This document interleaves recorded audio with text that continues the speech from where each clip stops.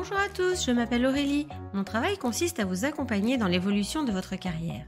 Après avoir constaté que de nombreuses personnes cherchent à découvrir de nouveaux métiers, j'ai décidé de partir à la découverte de salariés et de chefs d'entreprise qui acceptent de partager avec nous leur expérience. Chez Super Compétences, nous mettons notre expertise à votre service pour que vos projets prennent vie. Je suis très contente de vous partager l'enquête métier du jour. Vous êtes prêts? C'est parti! Bonjour à tous, je suis ravie de vous accueillir dans ce nouvel épisode. Je suis aujourd'hui en compagnie de Laetitia, fondatrice de Bien-être dans ce monde. Elle va nous partager aujourd'hui son métier d'accompagnante périnatale et parentale. Bonjour Laetitia. Bonjour, Comment vas-tu? ça va, je te remercie. Je suis ravie de t'accueillir et de partager ce moment avec toi. Donc, Merci. j'ai hâte de découvrir ton métier. Avant de commencer, est-ce que tu peux te présenter, nous dire d'où tu viens et nous raconter ton parcours? Oui, pas de souci. Alors moi, donc c'est Laetitia, je suis maman de 3 garçons. Après mon brevet des collèges, je me suis lancée dans le BEPA service aux personnes, donc que j'ai validé. J'ai voulu continuer en bac parce que mon objectif était d'être infirmière puéricultrice ou infirmière dans l'armée, deux vraiment deux choix totalement différents tout en étant infirmière. Et puis du coup, j'étais un petit peu déstabilisée pendant le bac, donc je me suis arrêtée et j'ai commencé à travailler auprès de personnes âgées, puis de personnes en situation de handicap. Donc j'ai décidé de me former en tant qu'aide médico-psychologique après plusieurs années de travail au sein de foyers de vie. J'ai subi une opération du dos il y a quelques années en arrière qui fait que j'ai une reconnaissance de travailleur handicapé, donc je ne peux plus exercer mon métier d'AMP. Il a fallu que je me réoriente professionnellement parlant. Ça a été très compliqué, vraiment très compliqué. Je me suis cherchée pendant 4, 5 ans parce que tout ce qui ressortait, c'était encore de l'accompagnement. J'arrivais pas trop à voir quel accompagnement je pourrais faire. Et un jour, en étant sur les réseaux sociaux, comme quoi les réseaux sociaux, ça sert, en étant sur les réseaux sociaux, j'ai découvert le métier donc d'accompagnante périnatale et parentale que j'ai creusé un petit peu plus, que j'ai voulu découvrir, et après tout s'est enchaîné par rapport à ça. Ok. Et donc, au quotidien, maintenant, c'est quoi ton travail? Qu'est-ce que tu fais? Alors au quotidien, moi je suis formée donc au bain enveloppé, au massage bébé enfant et à la réflexologie bébé émotionnelle bébé enfant parce que c'est de 0 à 10 ans.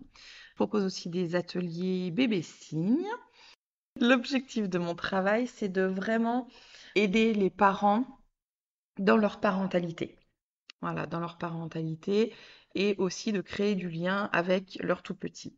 Parce qu'un bain enveloppé va plus être dans la création de liens ou dans la remémoration des débuts de vie de bébé. Ce qui est du massage bébé-enfant, ça peut être en création de liens, pareil, ou ça peut être en soins. C'est-à-dire que le massage, quand on veut apaiser des coliques, par exemple, c'est possible d'utiliser les massages pour soulager ces coliques.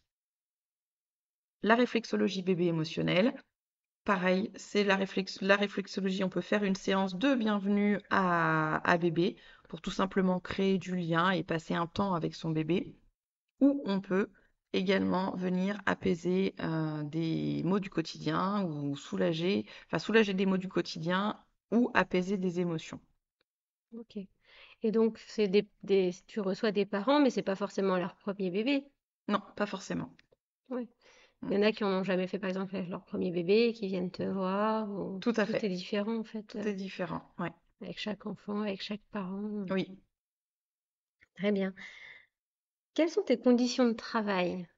Comment tu travailles? Comment tu organises tes journées? Quel jour dans la semaine tu travailles? Alors moi, l'avantage, c'est que déjà, je suis à mon compte. Donc j'organise mon temps de travail un petit peu en fonction de ma vie personnelle.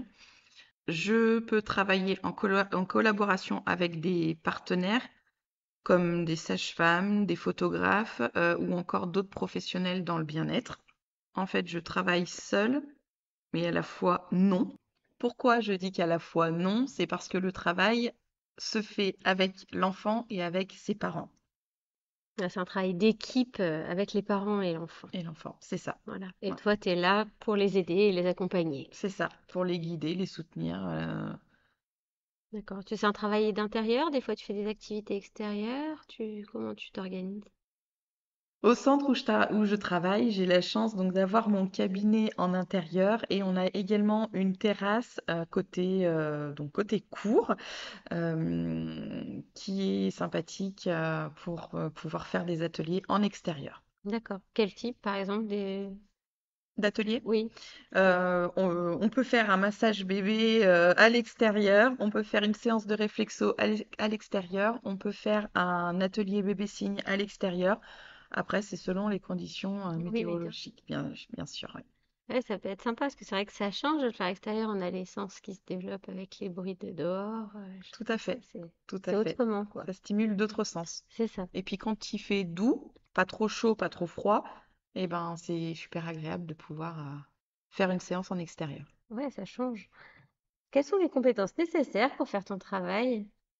Alors, il faut être en mesure d'établir une relation de confiance avec l'enfant, mais surtout avec les parents, parce qu'ils nous confient quand même bien souvent leur nouveau-né ou leur tout petit bout de chou. Donc, il faut vraiment établir une relation de confiance.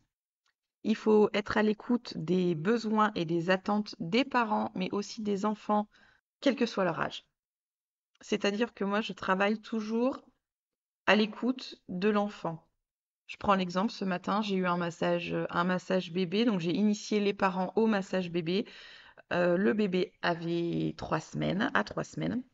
Bébé avait envie de téter, donc il était assez agité.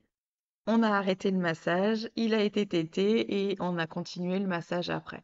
Ça sert à rien d'insister et de faire si on n'est pas à l'écoute du besoin de bébé, puisque on ne va pas travailler dans des bonnes conditions. C'est ça. Donc il faut s'adapter. Il faut s'adapter, il faut savoir s'adapter, oui. Il faut savoir aussi réorienter vers d'autres professionnels quand on n'est pas en capacité de répondre aux besoins des parents. C'est-à-dire que moi, je suis pas professionnelle de la santé. Donc, si j'ai un bébé qui est RGO et donc qui a des reflux gastro-œsophagiens et qui vient en séance de réflexologie pour apaiser ses reflux, si la maman me demande si elle peut arrêter le Gaviscon ou autre, moi je ne suis pas en capacité de lui répondre puisque je ne suis pas médecin, je ne suis pas pédiatre. Donc de là, je lui dis de se réorienter vers son médecin si elle pense que c'est nécessaire d'arrêter le traitement. Au niveau des capacités des compétences pour ce travail, il faut bien sûr être patiente, bienveillante et ne porter aucun jugement. Très bien. C'est vrai que tu dois recevoir des familles diverses et variées, avec chacune leur histoire, donc Tout à fait. c'est pas trop difficile émotionnellement. Si ça peut être très lourd, il faut savoir s'en détacher justement. Ça, c'est aussi une des capacités à avoir, c'est à ne pas garder pour soi si on est trop chargé émotionnellement. Si ça nous affecte émotionnellement sur plusieurs jours, il va falloir qu'on recherche le pourquoi du comment j'ai été affectée Point. à ce point-là, en fait. D'accord. Et du coup, tu en parles avec tes collègues Je peux en parler avec des collègues, je peux en parler aussi avec mes formatrices. avec qui tu es toujours en lien. Oui, toujours. Ok. Quels sont les débouchés dans ta profession? Est-ce qu'il est facile de trouver des missions? Enfin, est-ce que les parents viennent facilement? Comment ça se passe? Alors, par rapport à ça, c'est vrai que, on est beaucoup d'accompagnantes périnatales et parentales sur le marché, enfin de plus en plus. Après, c'est au choix des parents de savoir vers qui s'orienter.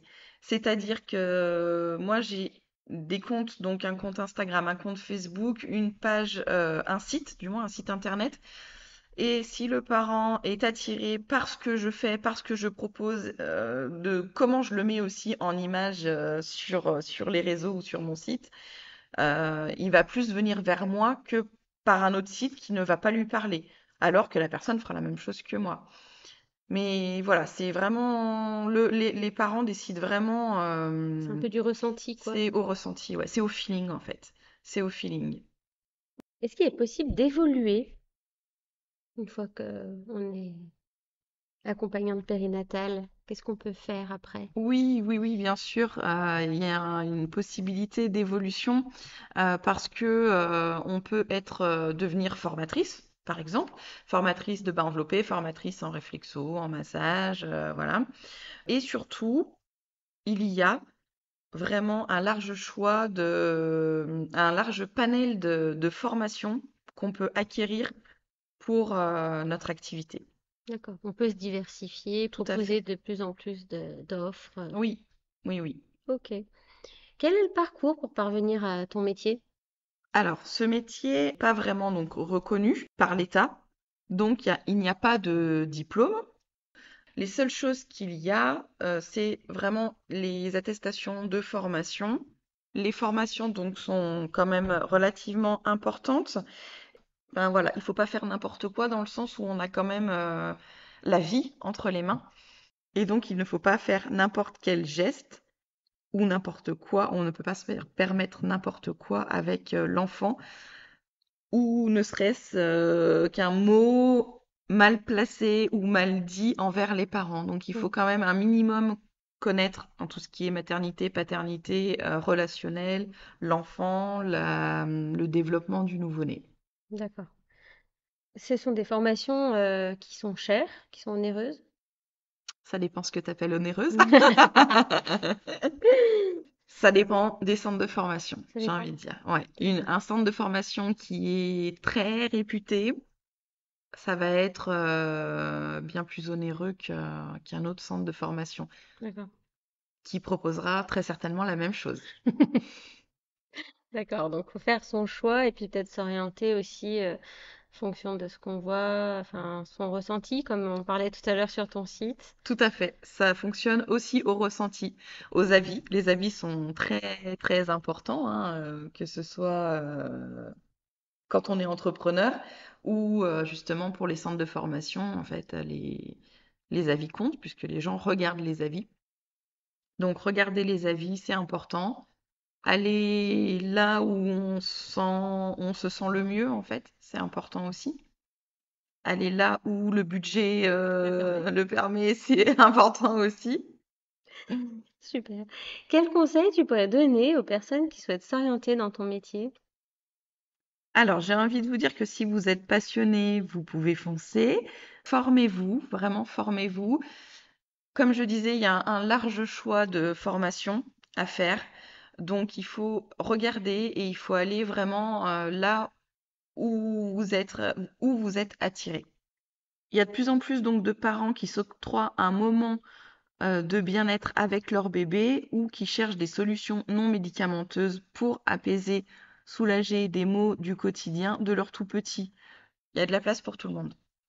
Et en revanche, la gestion donc d'une entreprise n'est pas un long fleuve tranquille.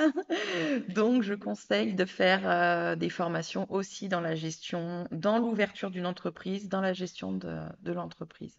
D'accord. Merci Laetitia. Merci à toi. À bientôt. À bientôt. Merci d'avoir écouté ce podcast. Vous retrouverez les liens de notre invité du jour en description. Vous trouverez également l'enquête métier du jour en version PDF dans les notes de l'épisode. Si l'interview vous a plu, n'hésitez pas à la relayer autour de vous et de la noter sur votre application de podcast préférée. Vous pourrez retrouver l'ensemble de nos services sur supercompétences.fr. Si vous voulez partager votre métier, prenez contact avec moi pour que nous puissions en discuter. Je reste également disponible pour parler avec vous de vos projets de reconversion professionnelle. Je vous donne rendez-vous au prochain épisode. Belle journée!